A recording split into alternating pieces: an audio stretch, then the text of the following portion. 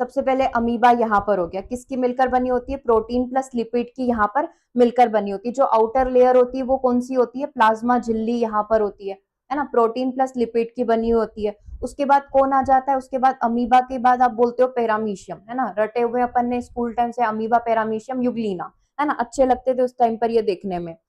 तो पैरामीशियम की जो आउटर लेयर होती है वो किससे मिलकर बनी होती है, पेलिकल होती है, ठीक है, पेलिकल ये हो गई। उसके बाद ये किससे मिलकर बनी होती है, प्रोटीन से मिलकर बनी होती है, ठीक है। इसको मैं सिर्फ पी लिख दूं, समझ में आ जाएगा।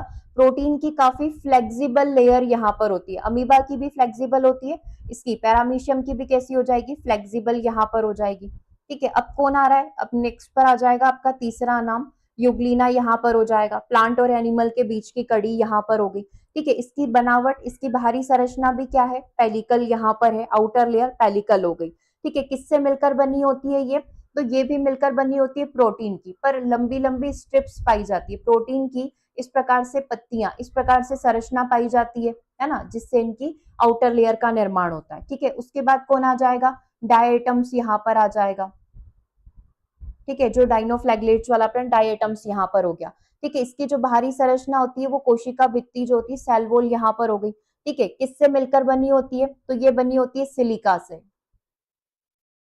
ठीक है। ये किससे मिलकर बनी होती है, सिलिका से मिलकर यहाँ पर बनी हुई होती है, कांच जैसी कठोर बनावट इन्हें कहा जाता है, मतलब इतनी स्ट्रॉन्ग यहाँ पर होती है, ठीक है।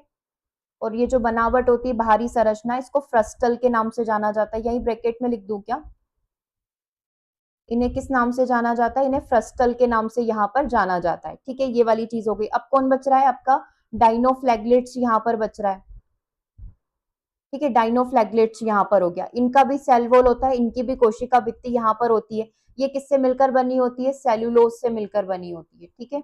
ये सेल्यूलोज से मिलकर बनी होती है। इस संरचना को किस नाम से जाना जाता है, डाइनोफ्लैगलेट्स की संरचना को प्लेट्स नाम से यहाँ पर जाना जाता है, क्योंकि एक दूसरे के ऊपर ये इस तरीके से अरेंज रहती है, तो प्लेट्स संरचना इन्हें कहा जाता है, ठीक है। लास्ट कौन बच रहा है, याद आ रहा है, स्लाइम मोल्ड्स यहाँ पर बच रहे हैं।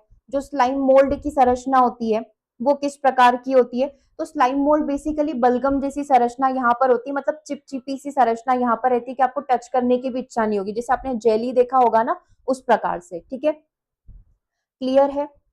तो बेसिकली इनकी जो आउटर लेयर होती है वो प्लाज्मोडियम लेयर यहाँ पर होती है ना, लास्ट वाला जो कॉलम है उसमें आप लिखोगे प्लाज्मोडियम लेयर, ये वाली चीज मैं यहाँ से अभी हटा रही हूँ।